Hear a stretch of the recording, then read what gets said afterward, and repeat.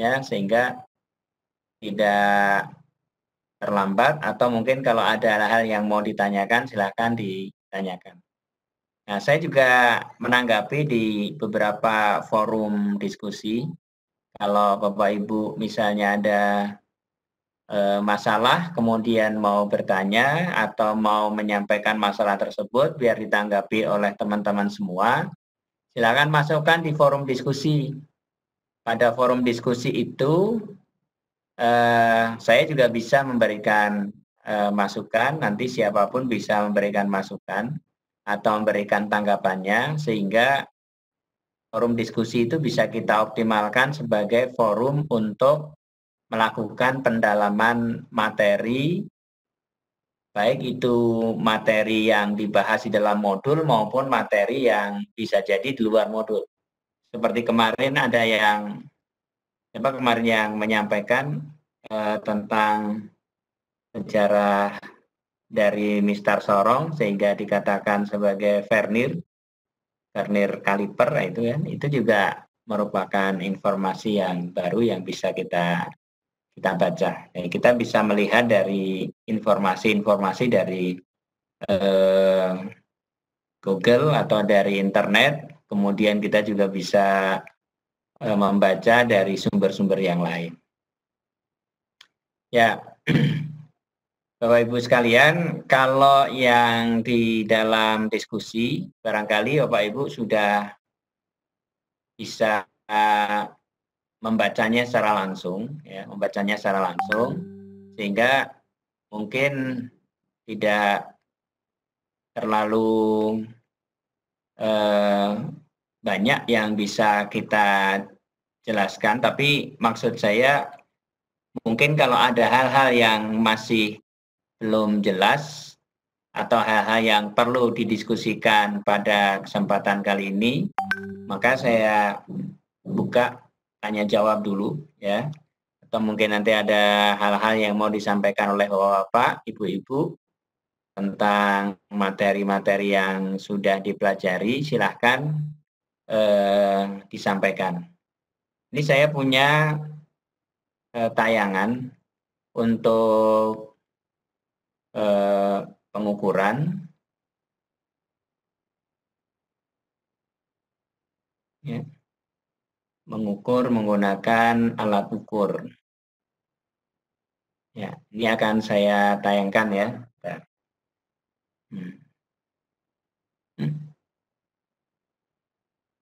Sebentar.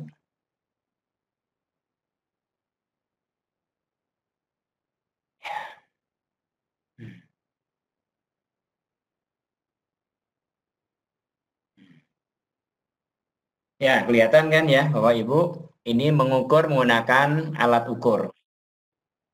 Mungkin ada beberapa hal yang sudah dibahas di dalam buku, tapi bisa jadi ada yang beberapa yang tidak dibahas di dalam buku. Saya akan coba menyampaikan mungkin sekitar 5-10 menit dari tayangan yang saya buat tentang mengukur menggunakan alat ukur. Ada pengertian tentang kepresisian dan ketelitian. Kepresisian dan ketelitian itu, sekali lagi, ini ada hubungannya dengan benda kerja dan ada hubungannya dengan alat ukur. Kalau alat ukur itu disebut dengan tingkat ketelitian.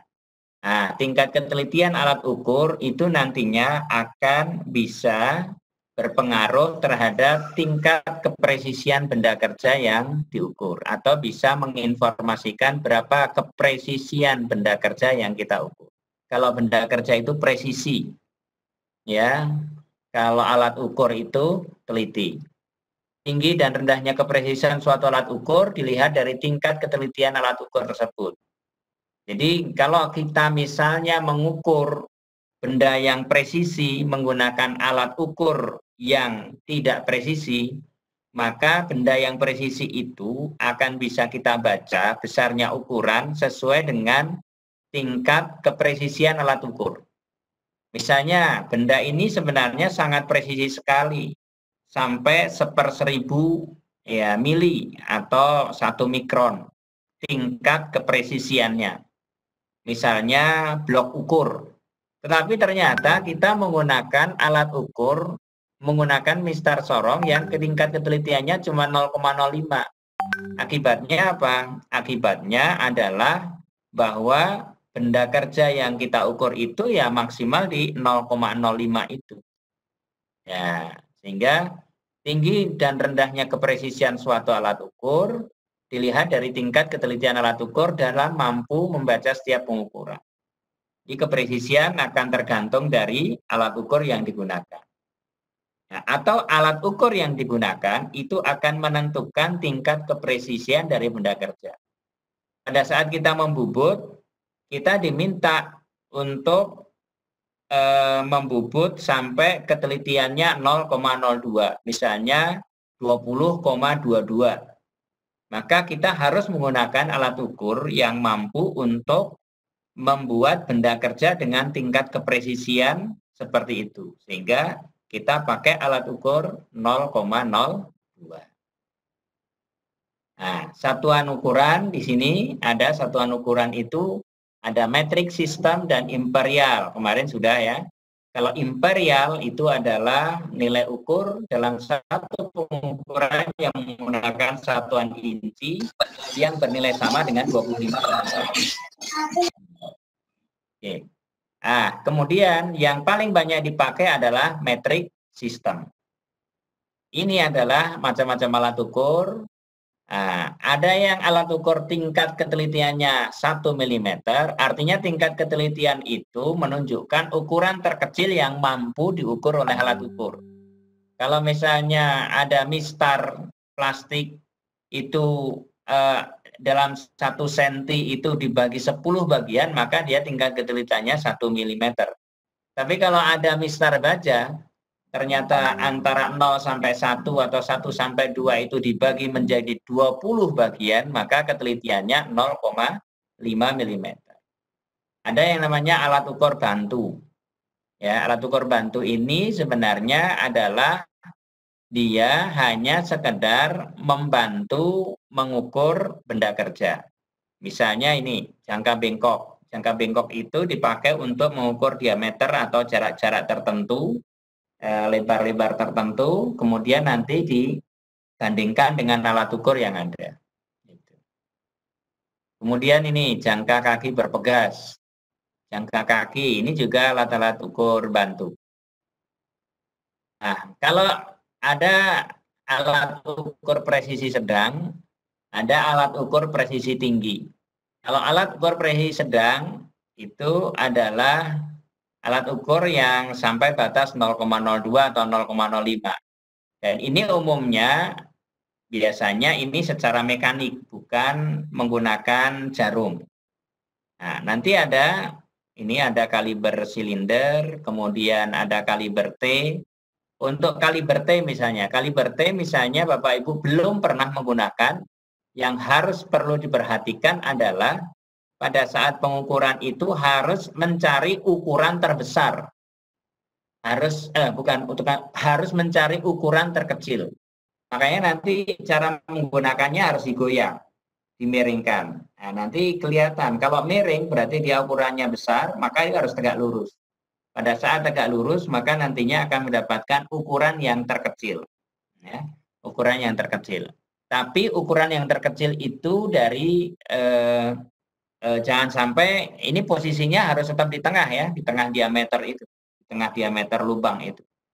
Ya, jadi kalau di lembaga di PMPTK ada, tapi kalau di Bapak Ibu misalnya belum pernah menggunakan, nanti kita bisa gunakan kaliber T itu, karena kaliber T itu pasti akan goyang, ya akan bisa mengecil dan membesar, dan itu sangat tergantung sekali kepada orang yang mengukur. Hasil pengukuran itu sangat tergantung kepada orang yang mengukur, tidak hanya alat ukur. Karena orang yang mengukur bisa jadi cara mengukurnya salah, maka hasilnya akan salah pula.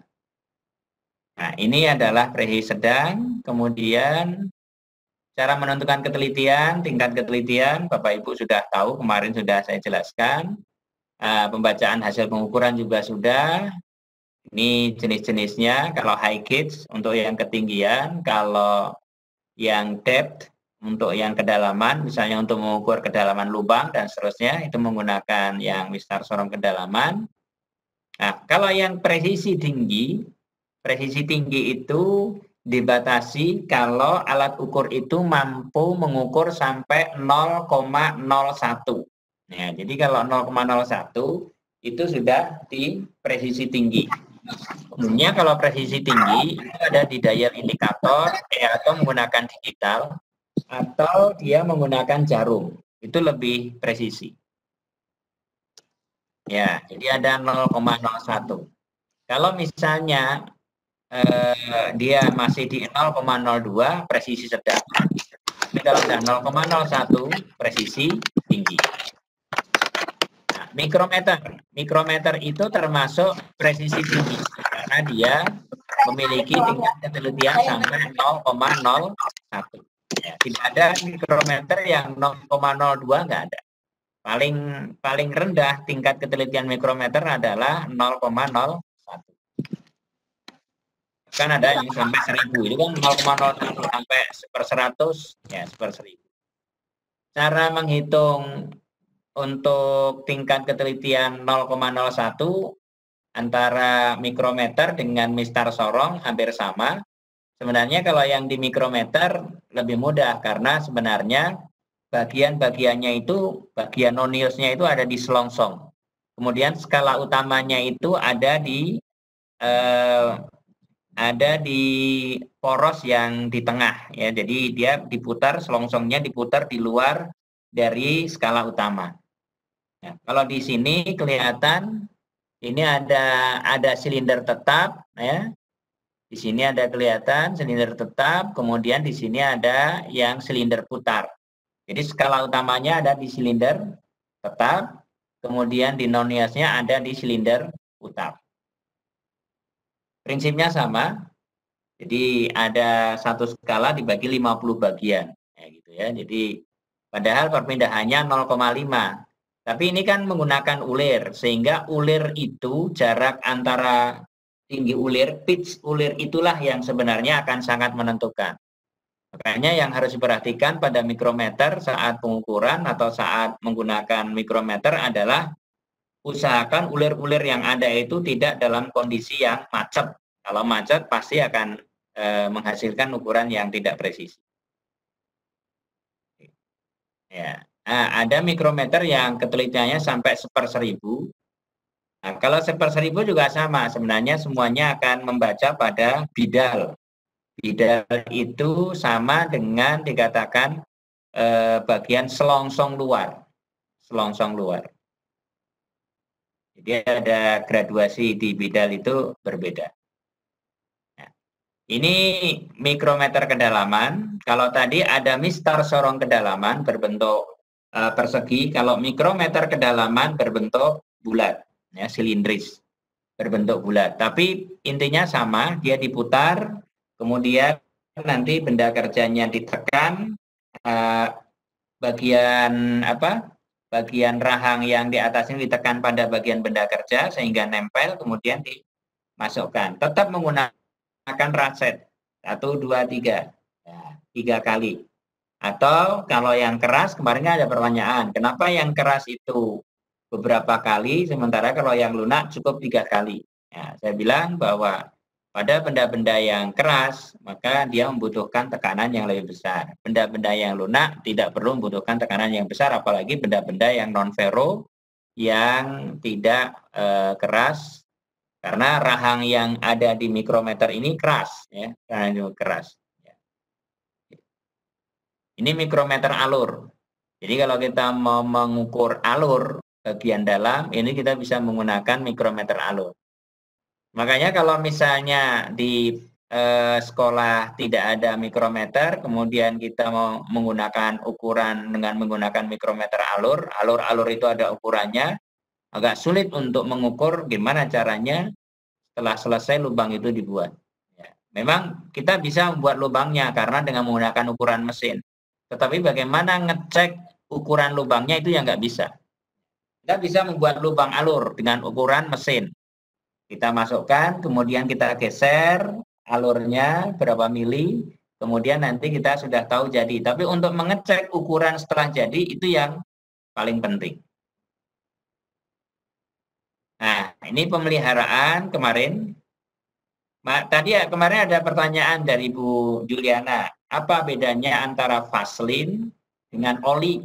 Nah, saya sudah jawab itu ya, antara Vaseline dengan oli. Pada intinya antara Vaseline dengan oli, dua-duanya adalah bisa melindungi permukaan dari terjadinya oksidasi, tetapi dalam penggunaannya berbeda. Kalau alat ukur memang tidak diberi oli. Nah, kemarin ada yang menjawab, di dalam diskusi ada yang menjawab menggunakan alkohol, ya. Nah, itu juga bisa. Jadi dibersihkan saja. Nah, tapi kalau misalnya mau disimpan lama, maka diberi Vaseline, itu akan lebih aman. Dijaga pada kondisi tidak terlalu lembab, diberi Vaseline, jauhkan dari getaran, setelah dipakai dimasukkan dalam kotak. Kemudian kalau yang proyektor harus selalu ditutup dengan kain plastik sewaktu tidak dipakai. Jadi kalau yang hubungannya dengan proyektor harus selalu ditutup. Karena lensa proyektor itu bisa jamur. Ya, jadi pengalaman kita lensa proyektor itu bisa menjamur, bisa membuat jamur di dalamnya. Dan kalau sudah ada jamur, itu akan sulit untuk membersihkan lensa proyektor.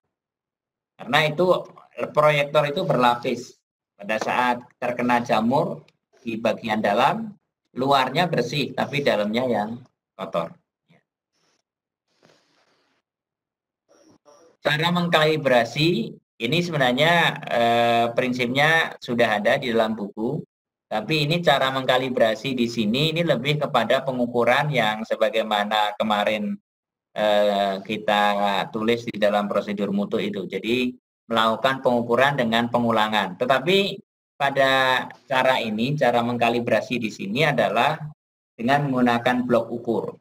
Jadi dikalibrasi dengan blok ukur. Misalnya kita akan mengkalibrasi mikrometer yang ukurannya adalah 20, yang 0,20 misalnya. Maka kita gunakan blok ukur yang 10, blok ukur yang 12, blok ukur yang 15, mungkin blok ukur yang tambah berapa lagi, yang bisa ditambah 1 mili, 17 atau 16 dan seterusnya. Jadi kita tambah blok ukur. Kemudian setiap ukuran tuh setelah blok ukur 10 misalnya kita ukur. 11 tambah 1 mili tempelkan, kita ukur lagi. 12 kita ukur. Jadi tepat atau tidak. Nah, kemudian nanti dilihat penyimpangan kumulatif. Artinya ada jumlah penyimpangan rata-rata dibagi dalam jumlah pengukuran. Kalau saya katakan kemarin bukan penyimpangan kumulatif, atau kita sebut kemarin apa namanya, tingkat kesesuaian ukuran. Jadi ada tingkat kesesuaian. Karena ada tingkat kesesuaian ukuran dan tingkat ketidaksesuaian ukuran. Tingkat kesesuaian ukuran itu nantinya akan bisa kelihatan. Di sini juga hampir sama modelnya. Kita menginginkan ukuran itu selalu sesuai, ya, selalu kecil. Tapi kalau tingkat kesesuaian ada di batas toleransi, berarti ya bagus. Ya, artinya tidak ada masalah dengan benda kerja. Atau tidak ada masalah dengan alat ukur. Jadi kalau alat ukur itu ternyata penyimpangannya itu terlalu tinggi, berarti rusak. Sekarang gimana cara perawatan? Kalau misalnya kita mau mengkalibrasi mistar sorong, maka mistar sorong yang ada itu, kalau misalnya ditempelkan dua-duanya, ya, ditempelkan dua-duanya, dia pada posisi 0, maka itu bagus. Tapi biasanya kadangkala posisinya itu berlebih. Ya, posisinya itu berlebih. Ya, saya. Oke. Jadi pada saat kita menempelkan mistar sorong, kita lihat kalau posisinya itu berlebih itu ya, berlebih itu misalnya begini, harusnya 0, tapi ternyata di sana menunjukkan 0,05 karena ini mistar sorongnya 0,05. Maka kemungkinan besar ini terjadi mistar sorong itu kotor. Kita harus cuci itu, cari permasalahan apa, kenapa kok tidak 0. Atau mungkin jatuh. Kalau jatuh berarti bisa jadi bagian sisinya itu cacat. Kalau cacat itu harus diluruskan lagi dengan cara menggunakan kikir instrumen yang kecil itu. Jadi kita harus hati-hati mengikir bagian yang menonjol karena jatuh tadi. Ya, karena jatuh kemudian dia menonjol, kikir sedikit supaya 0. Kalau sudah 0 ya sudah jadi. Tapi ada juga yang berkurang, bukan 0 tapi minus, ya. Ternyata bukan 0 tapi di sana menunjukkan ukurannya itu 0,95 misalnya. Loh, kok malah minus? Nah, kalau minus itu tidak akan bisa dilakukan. Paling dilakukan penyeluruhan pada nonius kalau itu ada bautnya. Tapi kalau tidak ada bautnya, maka yang dilakukan oleh Ibu Bapak adalah kita menggunakan satuan ukuran yang baru. Bahwa mistar sorong ini adalah bisa digunakan titik nolnya kalau ditambah 0,05.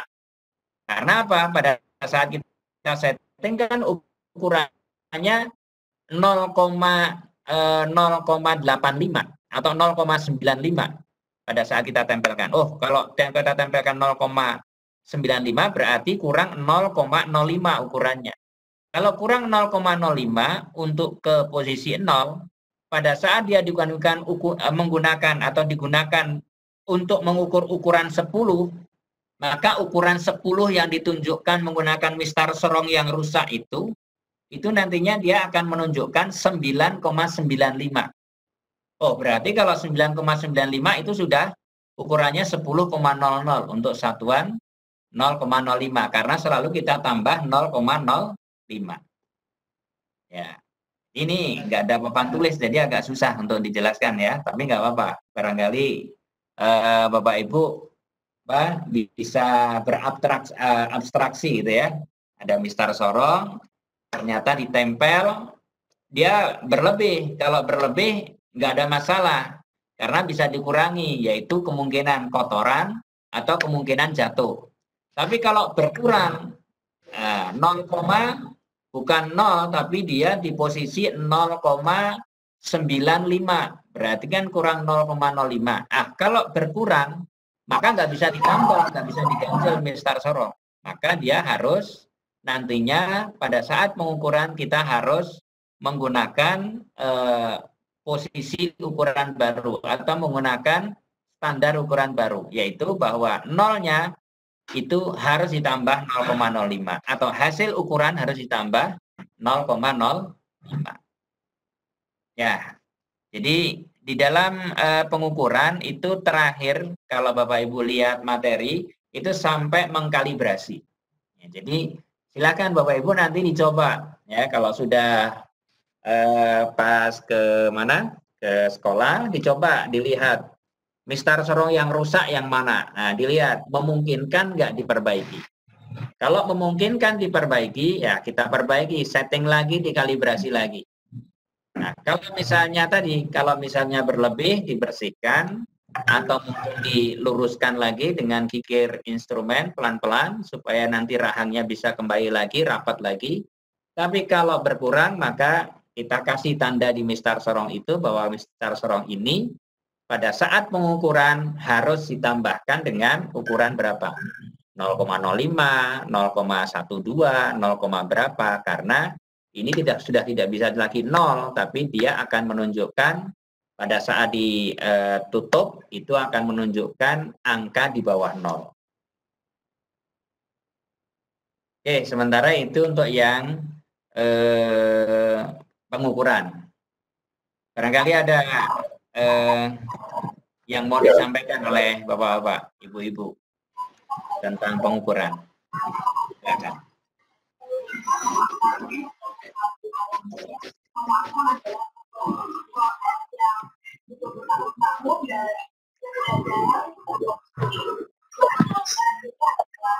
Mohon izin Pak, Assalamualaikum warahmatullahi wabarakatuh. Waalaikumsalam. Mohon diperjelas Pak tentang alat ukur bantu, saya masih agak. Nah, alat ukur bantu. Ya, saya ini lagi ya, saya share lagi.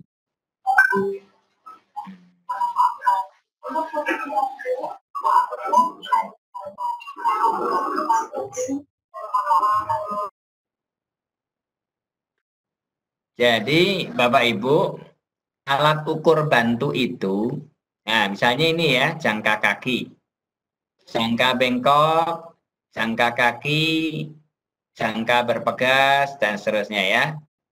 Nah, alat ukur bantu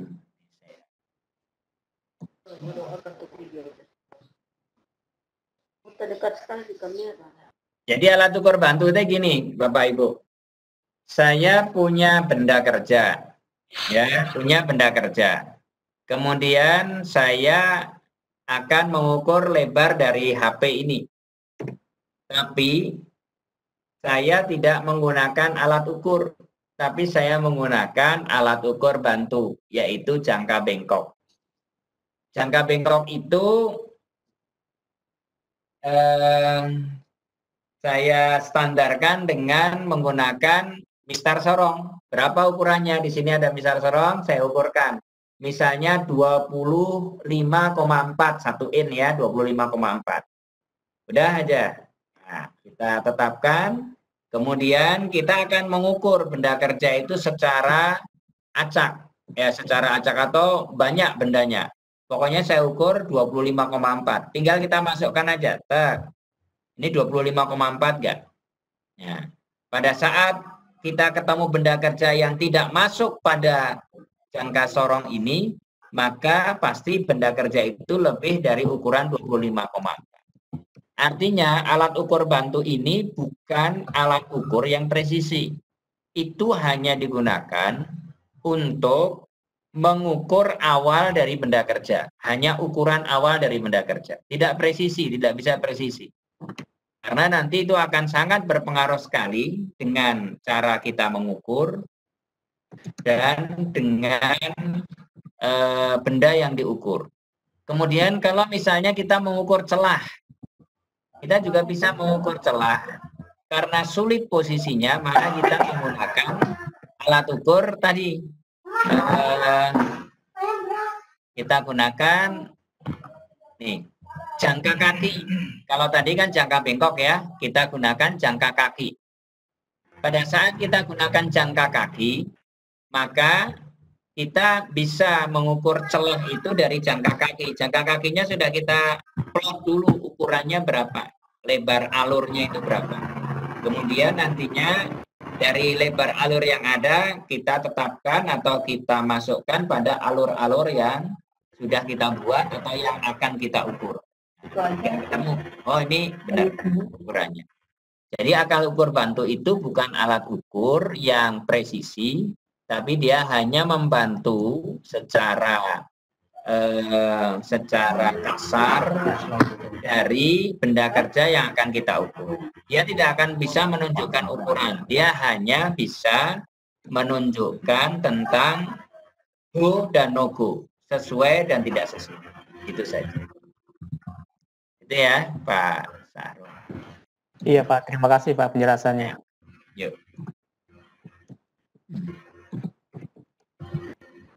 Bu Lita barangkali mau menambahkan, kalau mau menambahkan.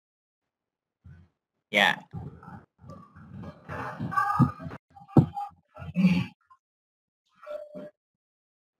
Itu yang pertanyaannya Bu Juliana tentang vaselin dan oli itu juga silakan dibaca di diskusi. Vaselin itu apa dan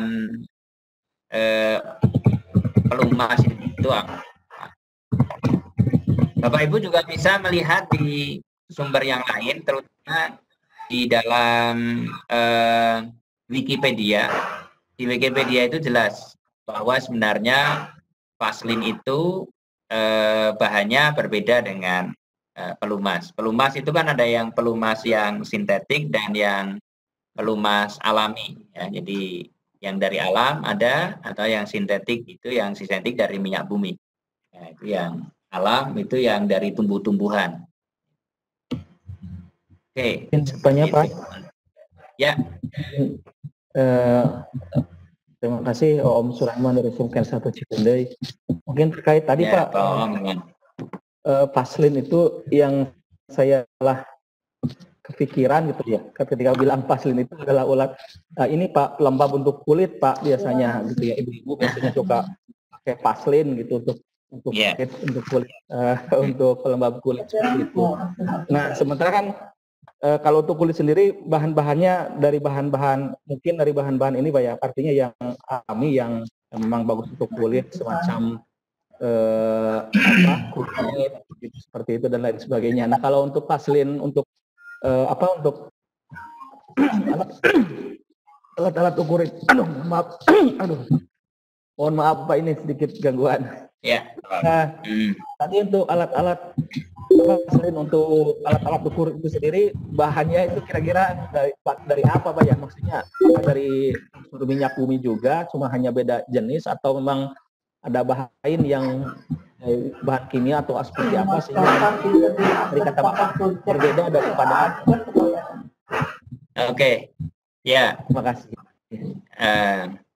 Bapak bisa baca di situ. Sebenarnya kalau Vaseline, kalau kita mengatakan Vaseline, kadangkala pasti akan punya image bahwa Vaseline itu juga sama juga dengan yang biasa kita pakai ya, hand body dan seterusnya, itu juga jenis Vaseline, semua juga jenis Vaseline, tapi kan memang beda. Kalau kita katakan Vaseline itu adalah grease ya, itu juga Vaseline ya.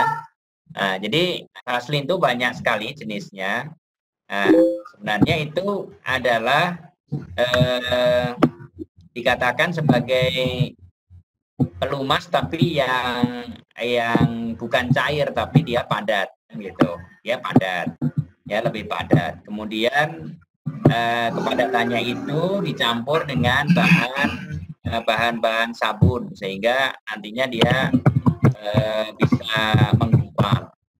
Nah, intinya Vaseline itu pada saat penggunaannya atau grease itu pada saat penggunaannya mengharapkan agar tidak mudah lepas dari benda yang dilumasi atau benda yang diberi Vaseline.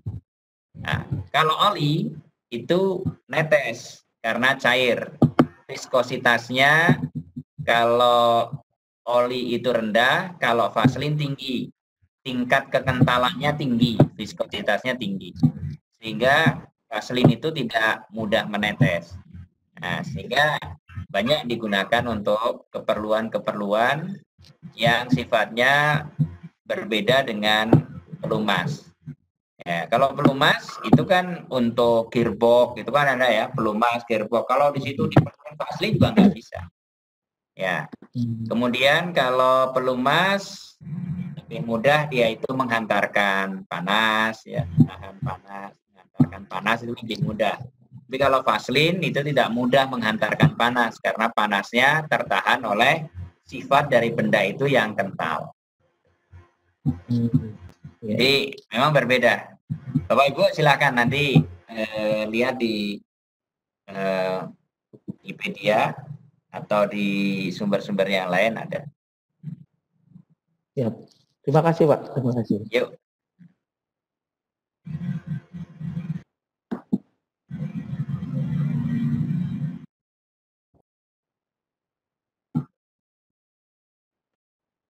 Kalau tugas-tugasnya gimana? Nggak ada kesulitan kan Bapak Ibu? Cuman belum aja kan? Belum Pak, ini kebetulan berbarengan dengan tugas sekolah ini, meskipun udah dekat Lebaran masih ada tugas sekolah belum beres. Ya, nggak apa-apa. Kita juga sebenarnya nanti untuk apa? Kalau waktu jelas pasti di 6 minggu ya pelaksanaannya. Hanya untuk mentoring kita juga dijadwalkan seminggu 2 kali. Nah, nanti waktu yang dipakai untuk mengerjakan kan bebas, mau jam berapapun Bapak Ibu ada waktu yang kosong, dimanapun berada Bapak Ibu bisa membuka, bisa mengerjakan, kemudian bisa kita. Sebenarnya yang diharapkan itu, ini kalau saya lihat jumlah jam Bapak Ibu melakukan kegiatan daring, sebenarnya sudah ini sekali ya, sudah ada yang berapa puluh jam gitu ya. Artinya sudah melebihi dari ekspektasi yang kita harapkan. Karena yang kita harapkan paling tidak minimal Bapak Ibu dalam sehari itu, di hari-hari kerja kan ada ya, seminggu 3 kali kan, itu 2 jam, 2 jam, 2 jam kan gitu, 6 jam. Karena nanti sesuai dengan jumlah JP yang ada di dalam pelaksanaan atau dalam unit-unit yang sudah kita tentukan. Sesuai dengan jumlah JP yang harus kita berikan kepada Bapak Ibu. Makanya jatah pada saat mengerjakan tugas itu juga sesuai dengan jumlah JP yang memang sudah kita tentukan. Kalau di prosedur mutu dan untuk K3 itu kan 4 JP ya, ada 4 JP. Nah, kalau misalnya diasumsikan sehari itu 2 JP, sehari 2 JP, maka dari 4 JP itu 2 hari. Kemudian diasumsikan itu 4 JP berarti kalau 2 unit berarti 8 JP. Kalau 8 JP berarti 4 hari, diasumsikan 4 hari Bapak Ibu bisa menyelesaikan tugas. Jadi seperti itu sebenarnya ngitung asumsi dari pelaksanaan kegiatan daring yang ada. Tapi pasti akan lebih banyak kalau dalam daring itu pasti akan lebih banyak menggunakan komputer karena pasti nanti kita akan menjawab dan seterusnya, komunikasi tidak bisa pas-pasan, pasti akan lebih. Nah, bagi Bapak Ibu yang masih kurang dalam melakukan online, silakan ditambah frekuensi. Mungkin kemarin lagi sibuk nyiapin kue lebaran gitu ya Bapak-bapak, Ibu-ibu. Ya Bapak-bapak kan mesti suruh blender gitu kan, bantu istri kan gitu buat kue lebaran, atau mungkin belanja sama anak meskipun tidak boleh keluar, pasar juga rame kan ya, di mana-mana juga pasar rame gitu ya. Ya, tapi sekarang mau lebaran mungkin sudah banyak waktu yang bisa kosong, bisa digunakan Bapak Ibu untuk bisa daring. Oke.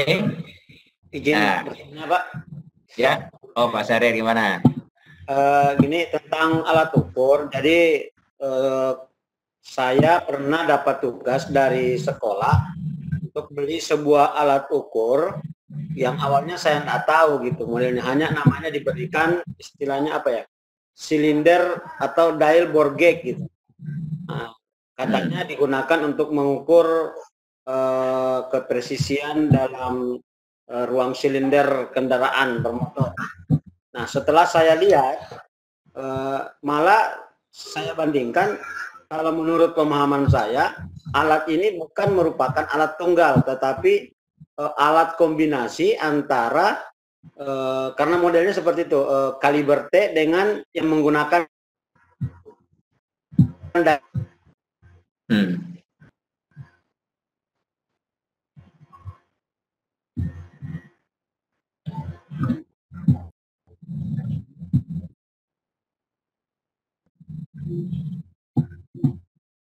Ada gangguan ya? Ya betul Pak.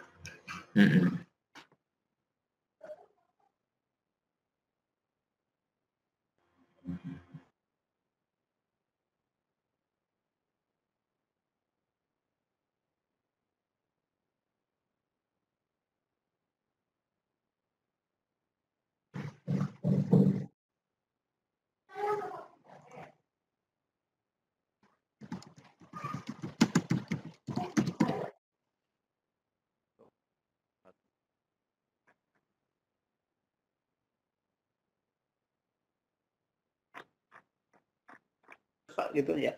Ya, gimana Pak? Ya, jadi tentang alat tadi itu merupakan alat ukur tunggal, maksudnya dalam artian satu kesatuan itu namanya memang demikian, ataukah merupakan alat kombinasi yang dijadikan satu Pak, sehingga menjadi sebuah alat khusus untuk mengukur sebuah komponen, jadi khusus untuk silinder gitu. Karena dari modelnya dia adalah kaliber T dengan dial indikator, Pak. Ya. Jadi Bapak Ibu bisa lihat nih. Saya share, Bapak Ibu bisa langsung.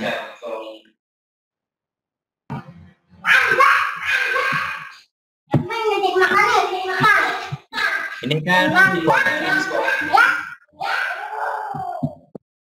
for gauge itu dipakai untuk mengukur diameter lubang. Ini khususnya umumnya dipakai untuk mengukur dari diameter silinder setelah dilakukan oversize. Jadi kalau Bapak Ibu setelah oversize itu pasti akan diukur kan silindernya. Nah, silinder yang diukur itu menggunakan boring gauge. Jadi boring itu artinya memperluas lubang, bukan mengebor ya, memperluas. Makanya ada dua istilah yang kadang rancu. Ada yang drilling, ada yang boring. Kalau drilling itu berarti membuat lubang, drill, ya, mengebor kalau kita ya. Nah, kalau boring itu memperluas lubang. Nah, boring itu memperluas lubang. Jadi bukan mengebor, tapi memperluas lubang. Nah, sehingga kita kadangkala boring itu kadang disebut ngebor, padahal boring itu bukan mengebor, drilling mengebor. Nah, itu memang bentuknya seperti T. Meskipun bentuknya seperti T, tetapi itu dipakai untuk mengukur berapa besar diameter lubang yang sudah ada. Nah, apakah itu dua alat ukur? Itu satu alat ukur. Karena itu sebenarnya hanya mengukur diameter. Tetapi bentuknya seperti T. Artinya bercabang ke kiri dan bercabang ke kanan. Kemudian di situ ada dial indikator. Sebenarnya itu bukan dial indikator, tetapi itu adalah indikator skala yang ditunjukkan atau yang menunjukkan ukuran dari lubang. Kita misalnya mau mengukur diameter 20 misalnya. Ya, berapa diameter 20? Maka kita paskan dulu diameter 20. Kemudian setelah itu baru nanti akan kita setel berapa sih pas 20-nya berapa. Kita kan pakai mikrometer dulu mengukurnya. 20 itu kita masukkan dulu, diameter 20 itu kita setel dulu di situ. Udah, kemudian masuk ke situ. Jelek. Nah, keluar kan dia 20. Lebihnya itu berapa? Itulah yang nantinya akan kita ukurkan atau kita lihat di dalam dial indikator atau di dalam indikator itu. Nah, boring itu tadi saya katakan dipakai untuk mengukur lubang, khususnya dipakai di bidang otomotif. Ya, itu umumnya dipakai di bidang otomotif. Kadang-kala kita kalau di mesin untuk mengukur lubang itu kita menggunakan model yang T itu, ya, kaliber T yang tadi kita tampilkan ya. Tapi kalau yang seperti itu dipakai untuk lubang juga, bisa diukur dipakai untuk lubang, tapi umumnya dipakai namanya saja boring ya, bore gauge, jadi dipakai untuk lubang yang untuk peluasan lubang. Karena itu bisa diganti-ganti, bisa panjang, bisa pendek. Ya, itu Pak Syahrir. Jadi ada boring gauge, ya. Ada gauge untuk mengukur lubang, ada kaliber T, itu juga untuk mengukur lubang. Nah, bedanya adalah pada bentuknya dan nanti pada fungsinya. Kalau yang kaliber T itu diputar, kelihatan skalanya. Kalau yang bore gauge itu langsung kelihatan pada bagian yang seperti dial indikator, pada jarumnya. Ya, pada jarum itu akan kelihatan. Nah, Bapak Ibu di sekolah ada nggak itu? Kalau di otomotif umumnya ada. Tapi kalau di mesin juga kadang ada yang punya, ada yang enggak. Ya. Di P4TK kalau yang boring gauge itu ada di otomotif. Kalau di teknik pemesinan kita akan melihat yang kaliber T. Nah, itu dia memang tapi saya pernah pakai di sekolah-sekolah juga ada, kadang-kala yang boring kids juga ada. Ada lagi yang untuk mengukur, untuk yang alat-alat ukur khusus ya. Misalnya Bapak Ibu ingin mengukur profil gigi, ya, profil roda gigi. Jadi profil roda gigi itu diukur dengan menggunakan alat ukur juga. Namanya adalah alat ukur untuk tooth gauge, ya, tooth gauge. Jadi alat ukur itu dipakai untuk mengukur berapa besar tinggi gigi dan berapa besar lebar gigi. Itu ada khusus yang dipakai. Ya. Jadi kalau misalnya roda gigi dengan roda gigi supaya dia tepat, maka seharusnya roda gigi yang sudah terbentuk itu harus diukur dulu. Berapa lebar giginya dan berapa tinggi giginya supaya nantinya tidak terlalu gemuk atau tidak terlalu kurus sehingga pada saat dipasang dia akan menghasilkan satu pasangan yang ideal, ya, tidak terlalu longgar dan tidak terlalu sesak. Itu alat-alat ukur yang bisa kita tampilkan. Ada lagi yang tentang alat ukur yang mungkin akan disampaikan oleh Bapak Ibu? Cukup? Bu, cukup. Ini Pak, mungkin Pak satu lagi Pak. Ya. Ya. Jadi mungkin ini mah kekhawatiran saja Pak ya. Maksudnya terus terang kalau di sekolah kita tadi banyak alat yang belum ada gitu Pak ya. Sementara nanti kalau tidak salah seandainya maksudnya terpanggil misalkan tahun depan kondisi sudah aman, kemudian terpanggil ke BMTI. Nah, justru sesinya itu adalah sesi ujian apa istilahnya uji kompetensi gitu, Pak. Nah, maksudnya kalau bisa jangan nanti kalau gitu ya, jangan langsung ujian seperti itu, Pak. Masih banyak yang perlu dipelajari secara teknis, secara langsung gitu, Pak. Khususnya untuk saya pribadi masih banyak yang asing dari alat-alat tersebut. Maksudnya dari sisi penggunaan karena memang baru lihat di buku gitu seperti itu. Kalau menggunakannya belum sama sekali seperti itu Pak, maklumlah di pelosok seperti itu. Itu saran saja mungkin Pak maksudnya. Terima kasih. Ya, jadi memang begini Bapak Ibu, diklat kita kalau kita mengatakan diklat uji kompetensi, maka diklat uji kompetensi itu pasti ada persiapannya. Jadi persiapan itu selalu ada. Jadi Bapak Ibu datang bukan langsung diuji, Bapak Ibu datang itu yang pertama akan dikenalkan alat yang nanti akan digunakan. Kemudian ada refreshment, ada penyegaran terhadap materi yang nanti akan diujikan. Nah, kemudian karena kita emang bukan menguji apa yang tidak diketahui Bapak Ibu, tapi akan menguji keterampilan Bapak Ibu terhadap apa yang sudah diketahui Bapak. Kalau Bapak Ibu tidak mengetahui kemudian diuji, ya itu namanya nggak objektif. Tapi kita ingin menguji dari apa yang Bapak Ibu sudah ketahui. Sehingga pasti nanti kalau kita akan melaksanakan uji kompetensi, itu selalu ada yang namanya refreshment atau penyegaran atau penyiapan. Atau kita biasanya menyebut dengan diklat untuk penyiapan uji kompetensi. Jadi kalau misalnya uji kompetensinya itu 2 hari misalnya, 20 JP untuk 1 unit, 20 JP untuk 1 unit. Kalau 2 unit biasanya 40 JP. Ya.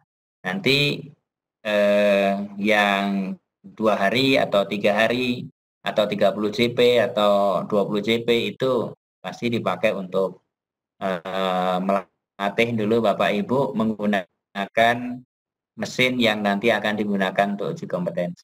Jadi tidak langsung datang ujuk-ujuk kemudian Bapak Ibu diuji, enggak. Berbeda dengan uji kompetensi kalau misalnya Bapak Ibu seperti tes, ya kalau misalnya kayak tes ujian masuk ke perguruan tinggi, misalnya ke UI, misalnya langsung ke UI, langsung tes. Enggak seperti itu kalau uji kompetensi. Jadi kalau uji kompetensi selalu ada yang namanya penyesuaian, ada yang namanya penjelasan awal dalam rangka untuk memberikan satu kondisi kesiapan, familiaritas Bapak Ibu, penyesuaian terhadap mesin dan terhadap hal-hal yang nanti akan diujikan. Karena selalu beda antara mesin Bapak Ibu dengan kita juga berbeda. Yang ada mesin juga pasti akan berbeda. Yang ada mesin fresh juga berbeda. Ya mungkin juga situasi dan kondisi berpengaruh. Gitu. Pasti ada. Siap Pak. Ya. Terima kasih. Ya. Oke. Sekarang Bapak Ibu kita buka tentang gambar ya.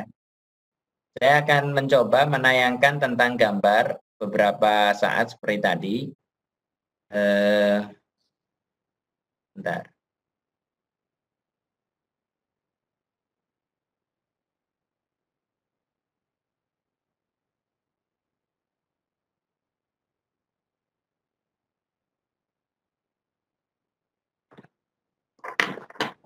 Ya. Saya akan tayangkan sedikit.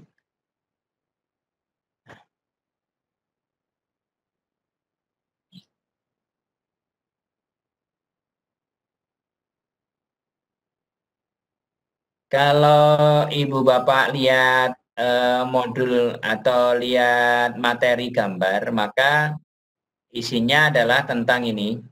Komponen, rakitan, nafta objek, kemudian penunjukan ukuran, instruksi, persyaratan material, simbol, ya. Ini isinya seperti itu. Kemudian kalau Bapak Ibu lihat, prinsip-prinsip penunjukan ukuran itu ada 8. Saya sudah membuat PowerPoint-nya, sebentar.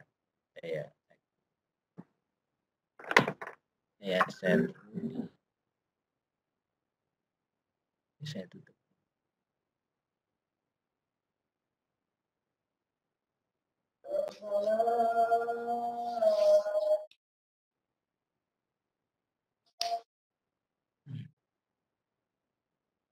Oke, stop sharing. Saya akan ganti sharingnya dengan ini.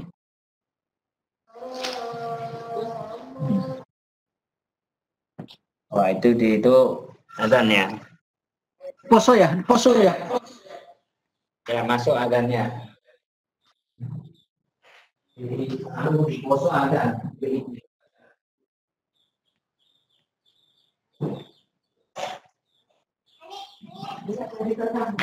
Nanti sore itu harus nganterin itu ke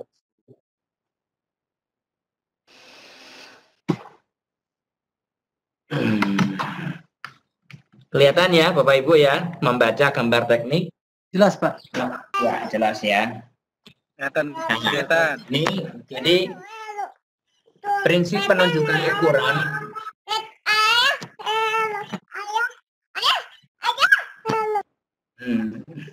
Tolong di-stop dulu itunya. Jadi prinsip penunjukan ukuran itu ada beberapa hal. Yang pertama, semua ukuran dalam gambar sebaiknya satuannya sama. Jadi satuan harus sama. Dari penunjukan ukuran sebaiknya ditempatkan pada pandangan yang jelas.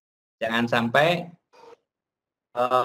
umpel-umpelan, ya, umpel-umpelan masuk di dalam gambar. Garis ukuran maupun garis bantu ukuran digambar dengan garis tipis dan tidak putus-putus. Garis ukuran maupun garis bantu ukuran digambar dengan garis tipis dan tidak putus-putus. Jadi bukan garis tidak kelihatan. Kemudian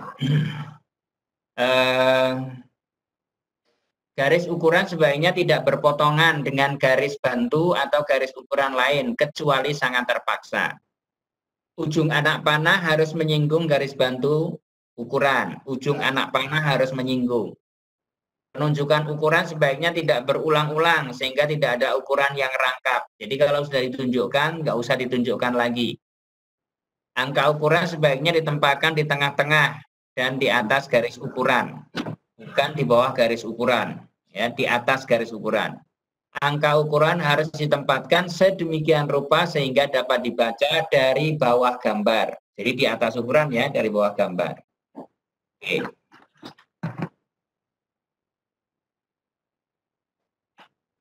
Nah, ini ketentuan teknis dalam penunjukan ukuran. Apa ketentuan teknisnya? Tinggi angka ukuran itu kurang lebih 3,5 mili.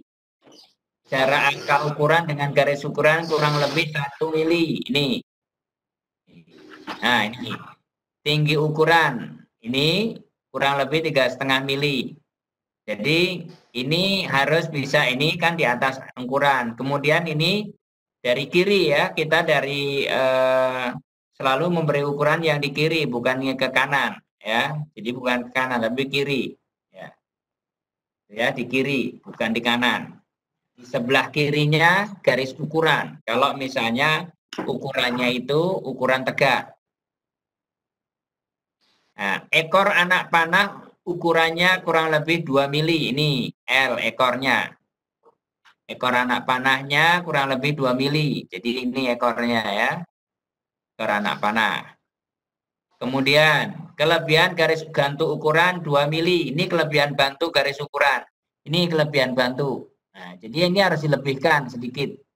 Lebihkan sedikit sehingga jaraknya 2 mili. Jarak garis ukuran terhadap garis benda 10 mili. Jarak garis ukuran terhadap garis benda.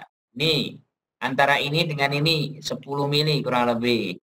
Ini 10 mili, jangan lebih mepet dengan garis benda. Nah, kemudian jarak antara garis ukuran ke garis ukuran berikutnya kurang lebih 10 mili. Antara ini dengan ini juga kurang lebih 10 mili. Garis ukuran ke garis ukuran berikutnya. Kemudian, apabila ruang gambar tidak memungkinkan, jarak tersebut dapat dikurangi. Oke. Bila anak panah tidak mungkin dibuat, maka dapat diganti dengan titik. Nah, misalnya, ini tidak mungkin dibuat, maka diganti dengan titik. Ini anak panah, ini titik, ini titik. Jadi tidak apa-apa dipakai titik. Karena apa? Karena nanti anak panah kalau dibuat bentrok dengan anak panah berikutnya. Ya. Kemudian anak panah dibuat runcing dan di blok hitam dengan perbandingan ukuran seperti ditunjukkan. L sama dengan 12 kali tebal garis. Jadi ini L, ya kurang lebih, ya. Jadi ini perbandingannya, ya.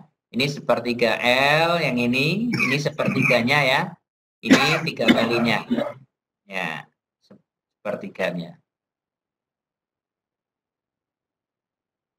Ini apa? 12 kali tebal garis, ya. L-nya ini ya tebal, ya. Ininya tebal.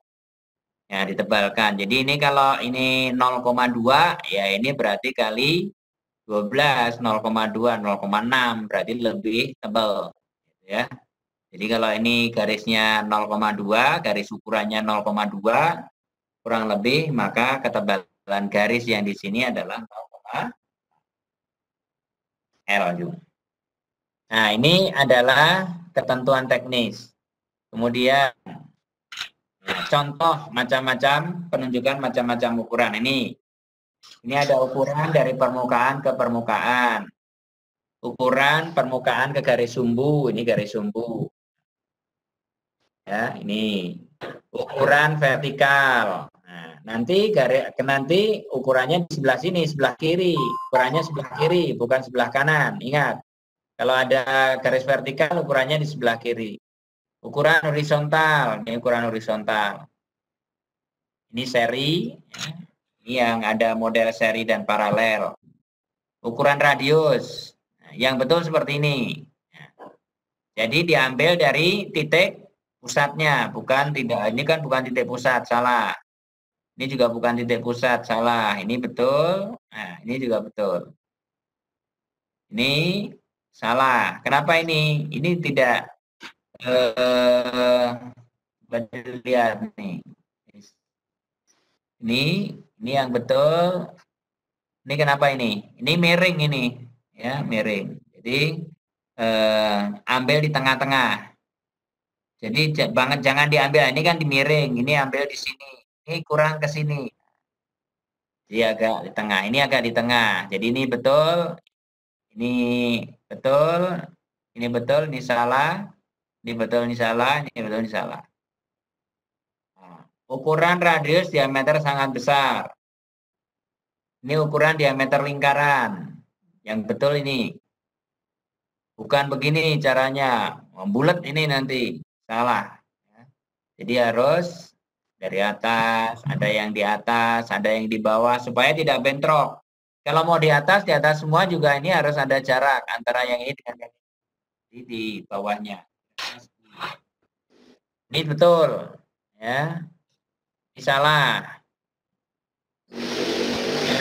Ya, salah ini.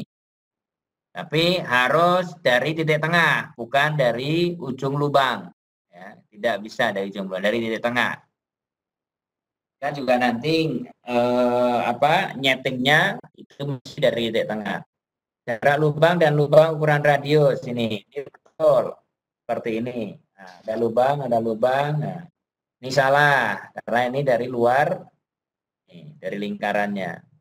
Ukuran benda berbentuk bola ini betul. Ada spare berapa? Spare ditulis ya. Bola diameter 10. Kalau nggak ditulis spare nanti dikira ini pipih, bisa jadi. Ya, makanya ini spare, ini bola. Ini ukuran fungsional dan non fungsional. Ada tulisan NF dan F. NF itu non fungsional, ini fungsional. Kemudian ada ukuran totalnya. Maksudnya non fungsional ini adalah ukuran sekunder. Yang paling penting adalah yang fungsional ini. Nah, ini yang dipentingkan. Ini yang fungsional. Kalau ini kekecilan nggak apa-apa, tapi yang penting ini jangan sampai kurang. Ini kecilan nggak apa-apa, yang penting ini fungsionalnya masuk. Jadi fungsional itu adalah ukuran di mana itu merupakan ukuran prioritas. Makanya antara yang gambar dengan yang kerja itu dua-duanya harus nyambung. Jangan sampai yang gambar tidak tahu, yang kerja malah tahu, jadi malah bingung. Ini maksudnya kan gini, salah. Oh, maksud saya bukan begini, nanti jadi debat kusir. Atau sebaliknya, yang gambar tahu, yang kerja nggak tahu. Ini kan sudah ada tulisan non fungsional. Kenapa ini harus presisi, malah yang fungsional malah nggak presisi? Itu bisa terjadi seperti itu kalau yang gambar dengan yang kerja itu tidak sama-sama mengetahui tentang simbol-simbol gambar. Nah, ini ukuran bantu, ditulis dalam kurung. Ini ada ukuran bantu. Maksudnya apa ini ukuran bantu? Ini maksudnya ukuran bantu itu kalau ada toleransi. Misalnya gini Bapak Ibu, ini toleransinya adalah plus minus 0,1. Maka tidak boleh misalnya di sini 15,01, 20,01, 10,01. Maka itu kan jadi 45,03. Ya. Nah, yang benar adalah bahwa kita ambil di sini 45,01 itu. Nah, kita akan main di sini. Kalau ini 15,01, maka ini masih boleh 19,9 gitu ya. Nah, ini nanti main di sini. Ini 10 pas. Jadi kita harus lihat bahwa toleransi umum itu nantinya dipakai disesuaikan dengan di mana ukuran itu berada. Karena ukuran yang nantinya ditambahkan semua toleransi bisa jadi nanti akan menjebak gitu ya. Akan menjebak dan akan tidak tepat pada saat dia harus dipasangkan dengan pasangan yang lain. Ya. Seperti ini 45 berarti kalau 0,1 ya 45,01. Yang boleh, nah ini berarti ini ukuran bantu ini yang boleh yang boleh dikorbankan di sini. Nah, kemarin juga ada apa bedanya? Bagaimana nulis chamfer? Nulis chamfer itu ada dua. Ini misalnya 1,5 kali 30 bisa, gitu kan? Nah, misalnya seperti ini.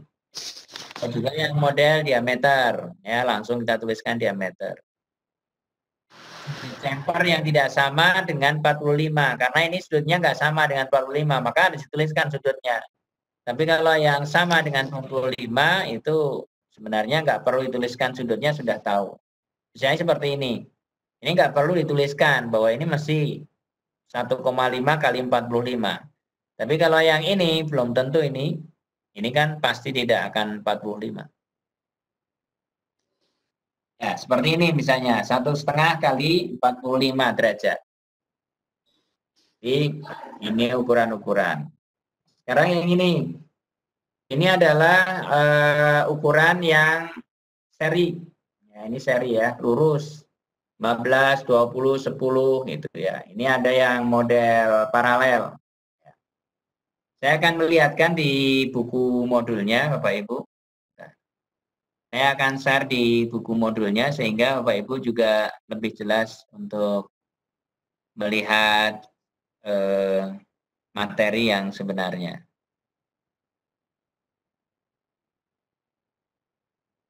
Informasi. Saya share dulu ya, sebentar.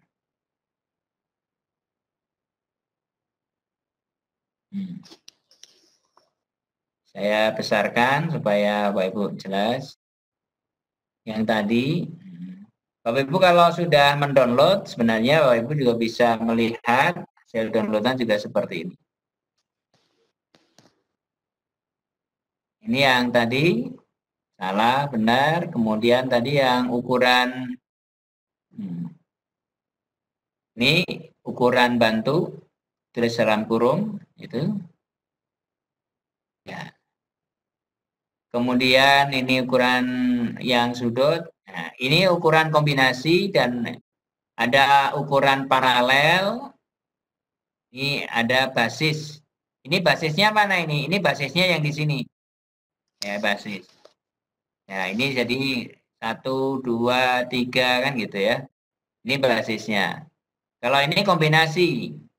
Ya, kombinasi antara paralel dan seri. Antara paralel, ini paralel ya, paralel 1, 2, 3 dan seri 1 sana, setelah ini sini. Ya. Ini enggak, berarti kalau ada ukuran semacam ini Bapak Ibu cara membuatnya nantinya, cara mengukurnya dari dua tempat, dari sini dan dari sini. Ini kan pasti dibalik nih pembuatannya. Dari sini dulu, plug, dibubut, set, masuk, kemudian nanti dibalik, baru dari sini. Dan ini ngukurnya adalah yang ini diukur dari depan, yang ini diukur dari sini. Nggak boleh yang ini diukur dari sini. Tapi ini diukur dari sini, karena nanti toleransinya akan berbeda. Plus minus 0,1 jadi berbeda juga. Makanya ini ngukurnya dari sini. Kalau ini sudah plus 0,1, kemudian di sini juga plus 0,1 kan berbeda. Misalnya ini 10, yang ini 10 kalornya ini 20 plus 0,1. Tapi kalau ini sudah plus 0,1, kemudian tambah plus 60 plus 0,1 berarti 20,2. Nah itu kan. Makanya tidak bisa. Ini harus diukur dari sini. 10,1 atau 20,1. Ini 10,1. Kemudian ini harus diukur dari sini. Ini diukur berapa? Misalnya ini 10, 9,9. Nah, ngukurnya dari sini. 9,9 itu ukur dari sini. Jadi antara cara menempatkan ukuran dengan bagaimana kita mengukur itu harus senada. Kalau tidak senada nanti pasti akan berbeda hasil yang diperoleh Bapak Ibu. Karena si penggambar itu sudah tahu bahwa dia akan menerapkan dari benda kerja ini pasangan dengan yang lain. Atau kalaupun tidak pasangan, benda itu benda tunggal, maka dia sudah punya gambaran bahwa pada bagian tertentu toleransinya cuma sekian, tidak boleh lebih dari itu. Kalau lebih dari itu, salah. Nah, ini yang lubang, ya, 4 lubang. Ya, 4 lubang, 1, 2, 3, 4, diameter 8 tembus. 6 lubang, diameter 5 tembus. Kemudian ada gambar seperti ini, oh ini berarti simetris, tengah, kemudian ini ke sana. Gitu ya. Jadi ini cuma satu, cukup ukuran satu, meskipun ada beberapa lubang. Tidak perlu misalnya ini 5 lubang itu diberi ukuran semua, diameter 6, atau diameter 5, diameter 5, diameter 5 semua. Cuma disebutkan aja diameter 6, atau 6 lubang, diameter 5 kali 10.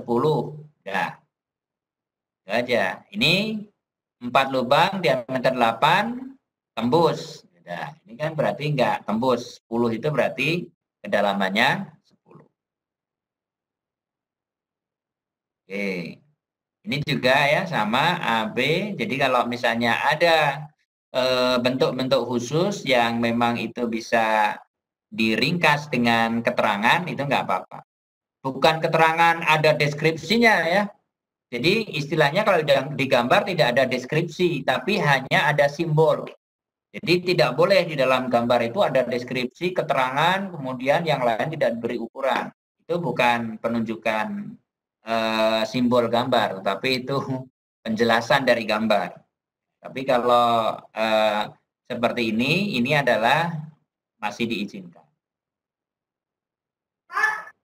Ya, ini ukuran-ukuran. Kalau misalnya benda dipotong, supaya memudahkan dalam pemberian ukuran, maka benda itu ada yang dipotong, potong seperempat, ada potong setengah, yang gitu. Kalau ini dipotong seperempat ya, jadi ini bagiannya hanya dipotong bagian seperempat. Kalau dipotong setengah berarti semuanya diarsir. Tapi kalau ini enggak, yang satu utuh, yang sebelah atas, yang bawah dipotong. Nah, pada saat kita melihat yang dipotong, berarti kita bisa melihat bagian dalam. Berarti dalam bagian dalamnya ada alurnya itu. Nah, maka kita bisa masukkan ukuran di situ. Ini bagian luarnya juga ada alurnya. Bagian dalamnya juga ada lubang bertingkatnya. Bukan alur ya, lubang bertingkat. Nah, ini tirus. Bagian tirus juga, nah, cara meletakkan ukuran, sudut tirus. Tirus 1:50. Ya, jadi artinya bahwa ketirusan ini 1 mm ya tiap 50 mili itu ada perbandingan ukuran 1 mm 1:50. Jadi ada tirus modelnya seperti ini, ada penunjukan gini atau ada yang mungkin menunjukkan sudut.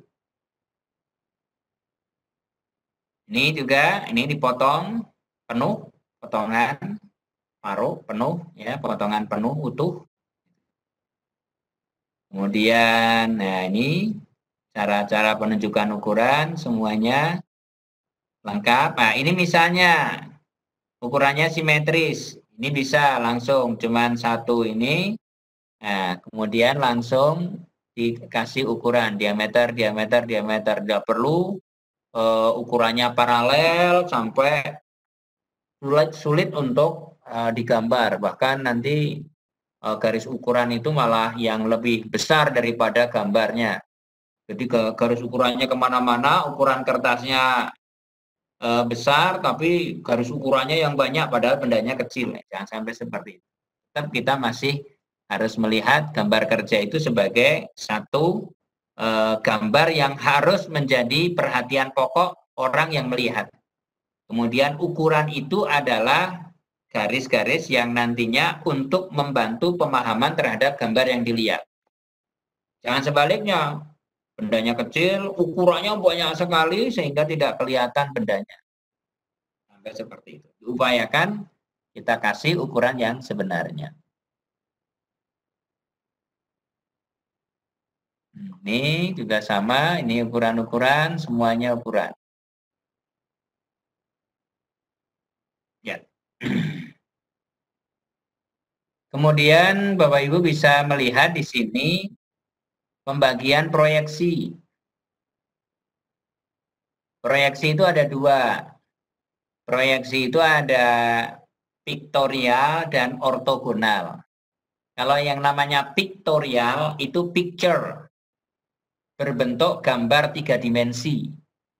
Kalau yang ortogonal itu adalah gambarnya hanya dari tampak 2 dimensi, ya. Misalnya hanya tampak atas, kemudian bawah, ya. Kalau 3 dimensi maksudnya jadiin satu, ya.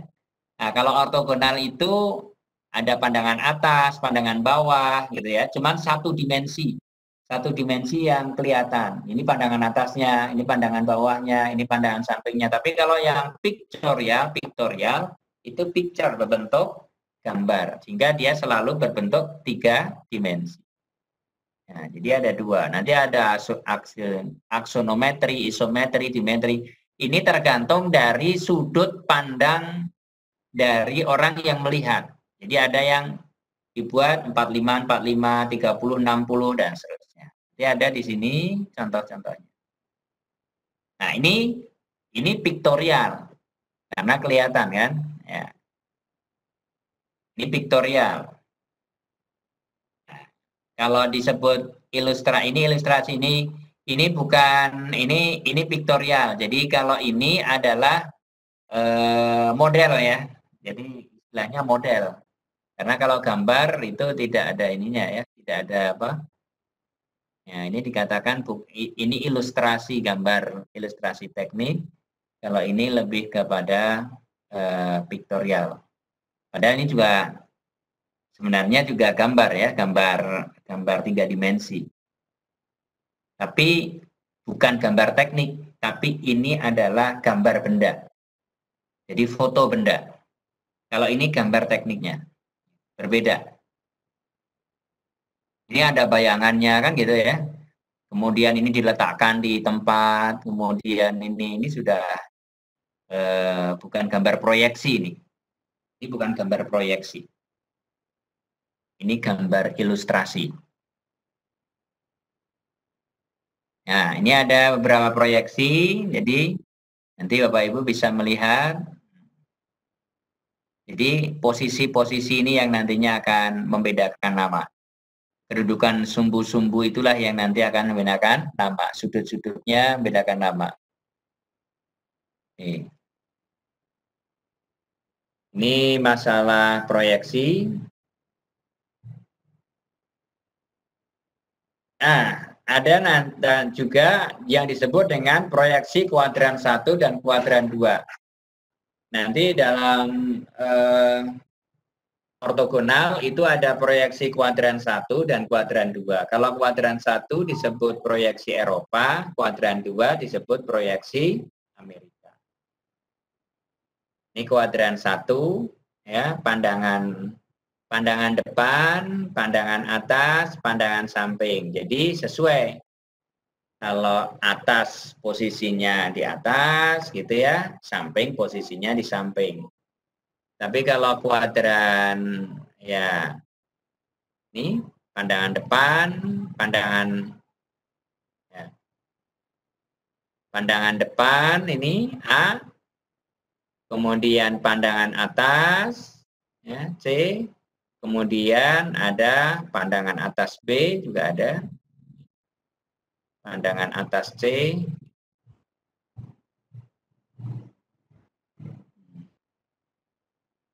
Ini Bapak Ibu nanti bisa membaca dan mungkin juga sudah membaca ya.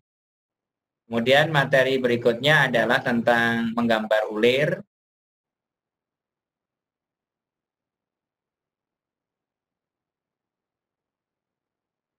Oke. Kemudian materi, karena membaca gambar itu adalah, membaca gambar itu kan bukan menggambar. Tetapi bagaimana seseorang bisa membaca dari sebuah gambar yang diberikan oleh seseorang. Jadi kita bisa membaca gambar dari gambar orang. Itu namanya kita punya kemampuan membaca. Ada orang yang punya kemampuan membaca gambar, tapi tidak punya kemampuan untuk menggambar.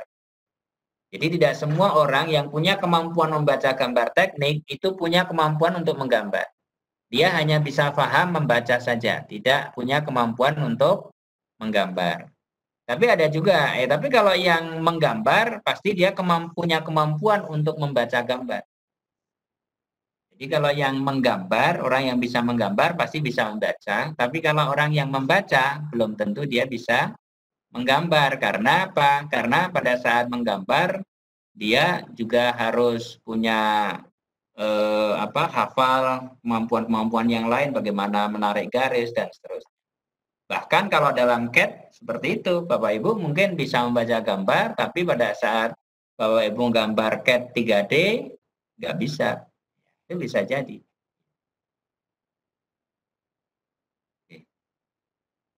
Ini ada beberapa standar. Ini penunjukan ukuran. Ya. Nah, ini simbol-simbol tanda pengerjaan. Oke, simbol-simbol tanda pengerjaan, arah-arah tanda pengerjaan, kemudian simbol-simbol. Jadi kalau Bapak Ibu ingin bisa membaca gambar, maka Bapak Ibu harus menguasai seluruh simbol-simbol yang ada. Ya. Karena di dalam gambar itu banyak sekali simbol-simbol yang diterapkan sehingga nantinya bisa memberikan pemahaman terhadap siapapun yang membaca gambar tersebut. Nah, artinya apa membaca gambar itu? Membaca gambar itu sebenarnya adalah bagaimana seorang perancang itu dengan bahasa gambar dapat memberikan informasi kepada orang yang akan mengerjakan benda tersebut. Jadi bukan ditulis, dideskripsikan, bukan, tapi menggunakan gambar. Ini loh, silahkan Anda baca, ini ada gambar seperti ini, dan Anda nanti lakukan pekerjaan seperti ini. Jadi membaca gambar itu adalah bahasa yang dipakai oleh seorang perancang kepada operator sesuai dengan keinginan yang dia inginkan terhadap benda yang dia maksud. Apa yang mau saya pengen gambar laptop seperti ini, kemudian dia gambar, ini loh gambarnya, ukurannya sudah ada semua, tandanya sudah ada, tingkat kehalusannya sudah ada, kemudian simbol-simbolnya ada, pinggulnya bagaimana, kemudian bahannya apa saja, itu perancang yang membuat ya, orang yang gambar, kemudian yang menerjemahkan adalah orang yang membuat benda tersebut. Makanya kemarin kan ada yang menanyakan, wah sekarang sudah pakai CAD, perlu nggak gambar manual? Oh ya masih perlu gambar manual. Kenapa gambar manual itu perlu? Gambar manual itu paling tidak akan mempelajari tentang simbol-simbol yang ada. Kemudian gambar manual itu nantinya akan memberikan pengetahuan dasar bagi orang yang akan menggambar. Ketebalan garis itu akan berbeda-beda antara garis ukuran, garis sumbu, kemudian juga garis benda, arsiran, itu juga berbeda semua. Oke, saya kira itu sementara yang saya sampaikan untuk gambar. Terima kasih. Ada pertanyaan barangkali apa? Ada tambahan, Bu Lita silakan. Ada tambahan? Ada pertanyaan, Pak. Ya. Halo, ya Pak. Silakan. Terima kasih Pak. Saya Hilman. Ya, Pak Mau Hilman. menanyakan tentang tugas praktek membaca gambar teknik. Ya. Setelah di-download untuk tugas penugasannya itu masih ada perintah ubahlah gambar proyeksi Amerika menjadi proyeksi Eropa. Sedangkan yang kita tahu untuk pemahaman membaca gambar teknik ini kan kalau nggak salah di elemen kompetensi atau di KUK tidak ada perintah untuk menggambar ya Pak. Apakah di tugas ini ada penyesuaian gitu Pak? Iya. Nah, sebenarnya kalau begini, sebenarnya tugas itu lebih cenderung hanya untuk melihat kemampuan sejauh mana kita bisa memahami proyeksi itu. Jadi bukan menggambarnya sebenarnya yang akan dilihat, tapi memahami proyeksinya. Jadi kalau misalnya Bapak-bapak paham terhadap proyeksi Eropa. Nah, setelah paham terhadap proyeksi Eropa, maka Bapak pasti akan bisa gambar proyeksi Amerikanya. Tapi bukan kemampuan menggambarnya, tapi kemampuan pemahaman terhadap gambar itu yang digambar dari proyeksi Eropa. Ini kan membaca gambar. Nah, jadi bukan menggambarnya. Ya, jadi bukan menggambarnya, tapi pemahaman terhadap bendanya. Karena apa? Pada saat kita misalnya membaca gambar proyeksi Eropa, paham nggak kita dengan gambar proyeksi Eropa? Dari mana kita tahu bahwa gambar itu adalah sebuah balok yang dipotong, ada lubangnya misalnya? Dari mana kita tahu? Kalau kita bisa ngecek bahwa dia tahu Dengan cara salah satunya adalah bahwa dia bisa menggambarkan dengan proyeksi yang lain. Itu. Nah, susah kan? Nah, gimana cara ngetes orang bisa membaca gambar? Apa dideskripsikan, ditulis, kan nggak mungkin. Nah, satu-satunya adalah caranya mengevaluasinya adalah pemahaman dari proyeksi Amerika, bagaimana kemudian tolong diubah ke proyeksi Amerika. Jadi tidak dinilai dari sisi kualitas gambarnya barangkali ya, tapi dinilai dari sisi pemahaman terhadap gambar itu. Pak Ilman. Jadi memang di pertanyaan itu kan memang membaca gambar memang benar. Tidak ada perintah untuk menggambar, tetapi untuk mengetahui orang itu mampu memahami gambar proyeksi Eropa, dia paling tidak bisa menggambarkan benda itu dalam proyeksi yang lain. Sepertinya seperti itu, Pak. Ya, sebenarnya bukan memang antara membaca dengan menggambar itu sangat berbeda. Kecuali begini, Pak Hilman. Misalnya ada benda piktorial. Terus Bapak diperintahkan silahkan gambarkan dalam proyeksi Amerika. Nah itu disuruh menggambar. Sekarang Bapak tidak disuruh menggambar benda, tapi Bapak cuma disuruh mengubah persepsi Bapak terhadap gambar yang digambar dalam proyeksi Eropa ke proyeksi Amerika. Tapi kalau misalnya disuruh menggambar itu ya, misalnya ini ada benda silahkan digambar, itu menggambar. Lengkapi dengan tanda-tanda pengerjaan, lengkapi dengan garis ukuran. Nah, kalau di situ kan sebenarnya udah ada ukurannya, dan gambarnya, jadi tinggal niru saja, hanya konsep bagaimana dia memahami terhadap gambar yang ada dalam pandangan proyeksi itu, satu proyeksi itu diubah ke proyeksi yang lain. Tapi tidak ada sama sekali perintah untuk menambah tanda pengerjaan, menambah garis ukurannya, menambah dimensi, kan nggak ada ya. Nah, hanya sekedar mengubah gitu. Jadi itu maksudnya sebenarnya itu. Kita hanya sekedar menilai tentang itu aja. Itu ya, Pak Herman ya. Iya, Pak. Terima kasih, Pak. Jadi sebenarnya lebih sederhana sih. Kita hanya lihat konsep Bapak membaca aja. Bukan melihat sampai sejauh mana memberikan tanda pengerjaan. Nggak ada. Ya, Pak. Terima kasih, Pak. Barangkali Pak Ramdan, Pak Om. Pak, mohon izin, Pak. Ya. Pak, maaf nih, Pak. Saya ada 2 pertanyaan, Pak. Kebetulan saya Bayu, Pak. Nah, ya. Gini, Pak. Pertanyaan pertama, Pak. Yang pertama yang tadi yang berkaitan dengan proyeksi Eropa dan Amerika, Pak. Nah, untuk proyeksi Eropa dan Amerika sendiri itu sebenarnya yang lebih spesifik itu pemahamannya seperti apa sih, Pak? Karena saya masih bingung sih, Pak, antara Eropa dengan Amerika. Pertama itu.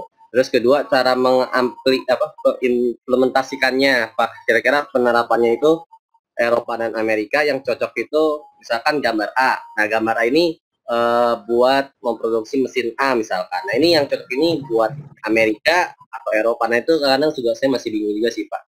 Ya, mohon arahan dari Bapak. Ya, jadi Bapak bisa melihat di modul itu sebenarnya antara proyeksi Eropa dan Amerika itu lebih enak kalau bisa kita lihat cirinya itu ada di ini. Ada di gambar apa? Tirus yang di bawah itu. Biasanya kan ada ya gambar tirus di bawah. Kemudian ada pandangan depan, kemudian ada yang pandangan samping kiri dan samping kanan. Sebentar saya cari ya. Ini biasanya ada.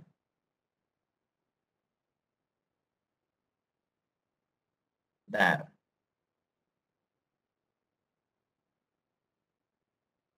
Proyeksi Amerika.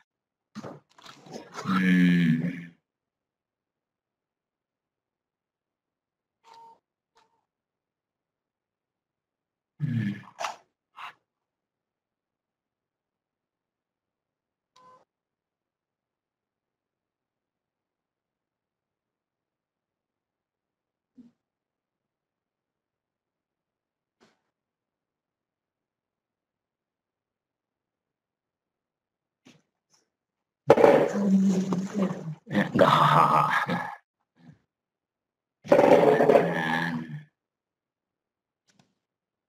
Ya, saya ini ya, saya tayangkan dulu ya. Sebentar. Saya share.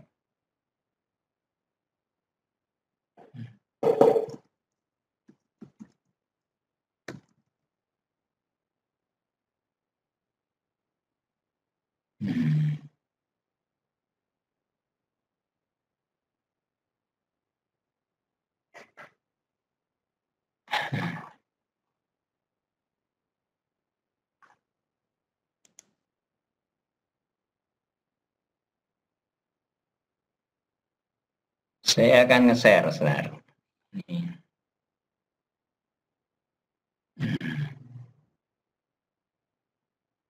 Ya, sekarang ini ada pengertian proyeksi Eropa dan Amerika. Proyeksi Eropa digunakan, Eropa dan Amerika memproyeksikan pandangan dari sebuah gambar 3 dimensi terhadap bidang 2 dimensi. Nah, proyeksi Eropa disebut juga proyeksi sudut pertama. Juga ada yang menyebutkan proyeksi kuadran 1. Perbedaan sebutan ini tergantung dari masing-masing pengarang buku yang menjadi referensi. Dapat dikatakan bahwa proyeksi Eropa merupakan proyeksi yang letak bidangnya terbalik dengan arah pandangannya. Intinya itu, terbalik dengan arah pandangannya. Jadi apa? Ini ya, ini ada pandangan atas, PA, pandangan depan, ya kan? Pandangan bawah, pandangan kiri, pandangan kanan, dan pandangan belakang, ya kan? Nah, saya gambarkan, maka kalau proyeksi Eropa, pandangan depan di depan, oke. Tapi pandangan atasnya, itu, nah, pandangan atasnya itu ada di bawah. Pandangan bawahnya ada di atas. Karena apa? Di sini disebutkan, ini merupakan proyeksi yang letak bidangnya terbalik dengan arah pandangannya. Yang atas di bawah, yang bawah di atas. Ya kan? Yang kanan di kiri, yang kiri di kanan. Itu adalah proyeksi Eropa, terbalik. Kalau proyeksi Amerika, letak bidangnya sama dengan arah pandangannya. Yang atas di atas, yang bawah di bawah, yang kiri di kiri, yang kanan di kanan, yang belakang di belakang. Ya, ini contohnya. Ini pandangan depan. Pandangan kanannya ini kan gitu. Kemudian pandangan kirinya ini, makanya ada titik-titik. Garisnya straight karena tidak kelihatan ini. Pandangan atasnya di atas ini. Pandangan bawahnya di bawah. Itu proyeksi Amerika. Nah, sekarang apa yang disebut dengan pandangan depan? Pemilihan pandangan depan dari benda yang akan disajikan dalam gambar adalah sangat penting. Makanya kita harus tahu mana pandangan depan.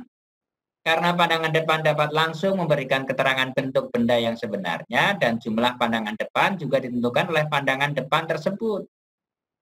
Pandangan depan tidak selalu berarti bagian depan dari benda itu sendiri. Misalnya, ada kuda. Pandangan depannya kuda itu bukan kepala kuda.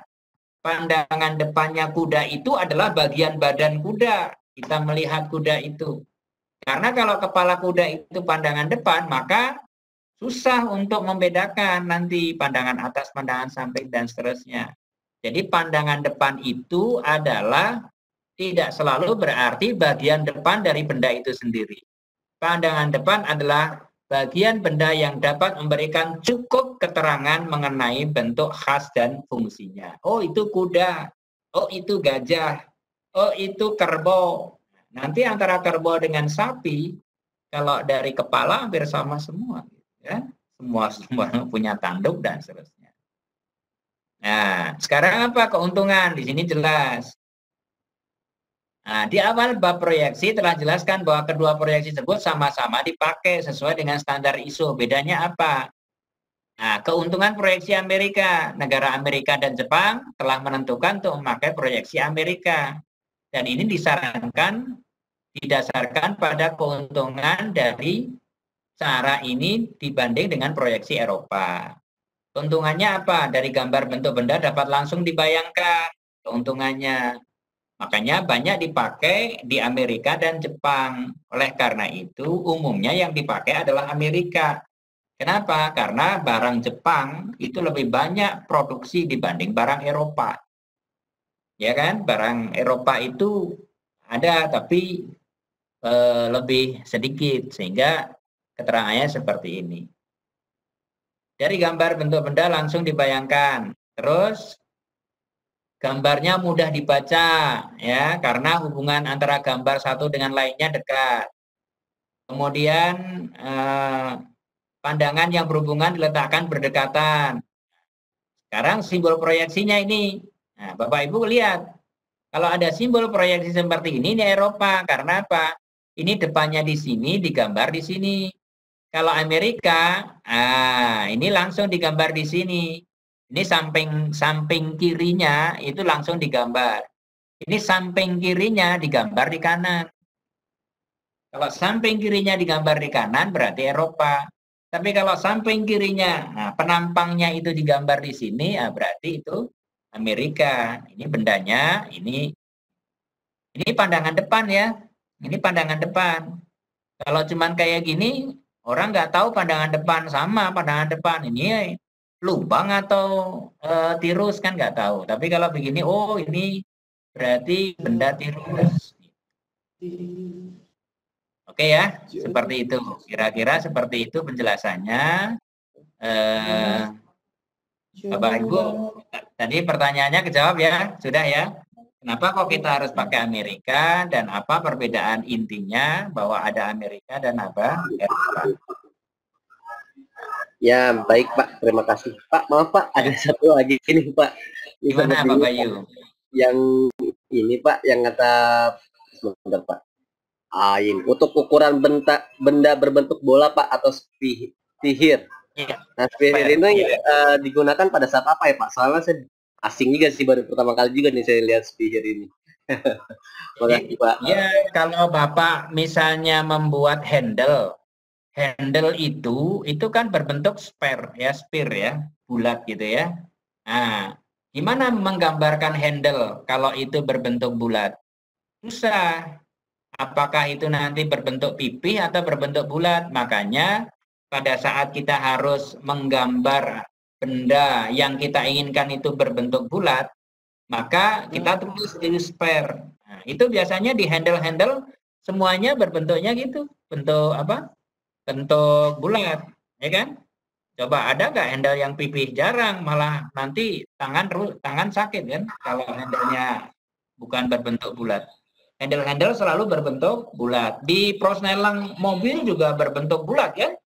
Ya, itu prosnelang mobil atau handle itu selalu bentuknya adalah bentuk-bentuk sphere. Ball joint. Ya, ball joint. Nah, itu. Oh, sphere ya Pak ya. Oh ya, saya baru tangkap. Iya, itu kan berbentuk bulat kan. Jadi ya. Gitu. Oke. Pak, baik Pak, terima kasih banyak. Oh, udah jam 3 ini, udah mau jam 3 ya. Cukup Bu Anita, barangkali ada lagi yang mau bertanya, mungkin Bu Lita mau nambah? Halo, Assalamualaikum. Ya. Halo Bapak. Ya, mangga. Saya Hari Nugraha. Ya, Pak Hari, ya. Saya mau bertanya terkait dengan tugas praktek pengukuran. Ya. Kan di situ ada elemen kompetensi 2 Pak ya. Nah, karena kegiatan praktikumnya memang tidak bisa dilaksanakan, kalau melihat dari penjelasan instruksi kerjanya kan kita dilakukan untuk menyetel kalibrasi alat ukur, star geser dan alat ukur mikrometer. Kira-kira bagaimana Pak penyelesaiannya kalau hanya teoritis saja? Apakah hanya asumsi saja yang seperti yang tugas? Jadi gini, kalau yang berkaitan dengan ukuran, Bapak bisa ngasumsikan. Tapi kalau yang berkaitan dengan pekerjaan, Bapak bisa menjelaskan dengan uraian. Paling-paling begitu. Nanti kalau di praktek, kalau yang berkaitan dengan ukuran bisa diasumsikan ya. Ini hasilnya sekian, sekian, sekian. Nanti dihitung seperti prosedur mutu. Tapi kalau yang berkaitan dengan bagaimana cara menyetel dan seterusnya, Bapak bisa uraikan sesuai dengan pengetahuan yang Bapak miliki. Caranya gini, gini, gini, dan sesuai dengan bacaan yang sudah ada. Ya, jadi bisa jadi langkahnya gimana untuk menyetel. Itu aja. Jadi memungkinkan nggak terdeskripsikan dari pekerjaan-pekerjaan yang harus dilakukan. Gitu. Jadi lebih kepada penjelasan ke deskripsinya. Baik Pak, terima kasih Pak penjelasannya. Ya. Izin tanya lagi Pak Zaki, boleh masih? Oh boleh Pak Saril, gimana? Tentang ini Pak, sudah saya masukkan dalam diskusi di forum tentang etiket gambar. Teman-teman juga sudah jawab, tapi masih ada kurang puas dikit lah, artinya masih butuh pengayaan jawaban tentang etiket gambar. Jadi etiket gambar itu kan intinya memuat seluruh informasi-informasi yang dibutuhkan oleh gambar, tentang gambar yang kita buat atau yang ada. Nah, dalam teknik gambar sendiri Pak, jenis-jenis etiket gambar itu modelnya bukan hanya satu, bahkan kita saja kadang-kadang ada yang menggunakan model ANSI ini lain, ada lagi yang lain. Nah, pertanyaan saya Pak, pemilihan model etiket gambar itu ada diisyaratkan untuk apa gitu misalnya? Ya kalau jelaskan, kalau untuk bangunan sipil beda, tapi untuk teknik mesin sendiri ada beberapa macam Pak. Jadi itu butuh penjelasan lebih lanjut Pak tentang pemilihan model itu. Jangan salah ya. Ya. Jadi kalau Bapak Ibu pakai yang CAD ya, untuk yang CAD 2D atau yang 3D, kemudian nanti kita mau memasukkan etiket gambar, itu kan memang sudah ada standar-standar etiket gambar yang akan dipakai. Maka etiket gambar itu pada prinsipnya adalah tidak harus pada bentuk tertentu. Yang paling penting adalah gambar kita bisa diakomodir oleh etiket tersebut. Diakomodir enggak dari data-data yang harus disampaikan kepada yang membaca gambar. Kalau sudah terakomodir ya sudah. Karena di situ kan misalnya ya, antara sipil dengan mesin. Antara sipil dengan mesin itu bisa jadi nanti akan ada sedikit perbedaan untuk yang etiket. Kalau di mesin jelas di situ ada bahan dan seterusnya kan. Untuk misalnya ada beberapa gambar part gitu, kemudian di situ ada nomor bagian, ada nama bagian, ada jumlah, kemudian ada bahan, ya ada bahan, kemudian ada keterangan lagi. Ya, keterangan itu mungkin nanti akan ada beberapa keterangan tentang pengerjaan dan seterusnya. Nah, itu akan sangat berbeda dengan kondisi yang lain. Makanya selama etiket itu bisa atau sudah mengakomodir dari gambar yang kita buat, berarti itu yang bisa kita pakai. Gitu.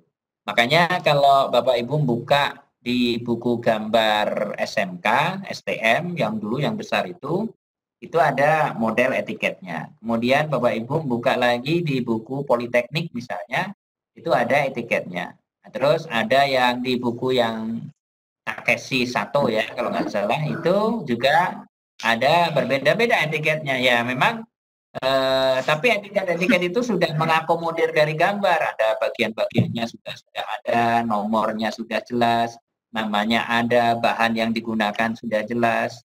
Nah, itu nggak ada ketentuan yang khusus harus pakai ini, memilihnya yang mana. Yang penting intinya adalah bisa nggak etiket itu mengakomodasi dari semua informasi yang diperlukan oleh si pembaca gambar. Nggak perlu telepon-telepon lagi, ini ukuran bahannya berapa, ini bahannya apa, dan seterusnya. Karena di situ sudah terisi semua. Itu Pak Syarif, yang penting itu. Jadi memang tidak ada biasanya kita pun juga akan ngasih, tapi ngasihnya kan yang paling standar ya. Yang paling standar di situ nama benda, kemudian dari mana institusi, siapa yang gambar, siapa yang melihat. Yang jelas kan di situ nama gambar, dilihat, digambar, diperiksa kan gitu. Kemudian tanggal gambarnya kapan. Kemudian nantinya mungkin ada dari perusahaan mana yang gambar kita, lembaganya apa. Ya, kemudian nanti ada berapa informasi. Terus kalau ada bagian-bagiannya, nama bagiannya, jumlahnya berapa, nomornya berapa, kemudian bahan yang digunakan apa. Ya, itu yang biasa ada di etiket gambar. Oke, Pak. Oke, seperti itu Pak Syarif. Nih, ada anaknya ikutan. Iya, sambil jaga anak. Wanita, cukup ya? Sudah cukup, Pak. Ya. Ini direkam kan Bu Anita ya? Sudah ya? Iya udah. Oke. Bapak Ibu sekalian, Bu Lita mau nambah? Ya Allah, cukup Pak. Ya, untuk tugasnya mungkin kalau yang ada masalah bisa nanti lewat WA atau tidak lewat LMS ini bertanya. Gitu mungkin. Sekali lagi tolong manfaatkan itu forum diskusi. Nanti saya juga bisa menjawab, kemudian kita bisa berkembang kalau forum diskusinya berkembang ya. Bapak Ibu buat pertanyaan yang aneh-aneh juga nggak apa-apa. Nanti kan kita juga cari-cari gitu. Ya kan cari-cari nanti yang lain juga nanggapi. Jadi semuanya bisa berkembang. Ya, karena ini memang online sehingga memang lebih mengasihkan, berbeda dengan kalau kita bertemu harus pakai seragam, ya kan? Sekarang kan kita bisa duduk di kursi yang empuk, ya kan? Atau di kamar, atau di mana.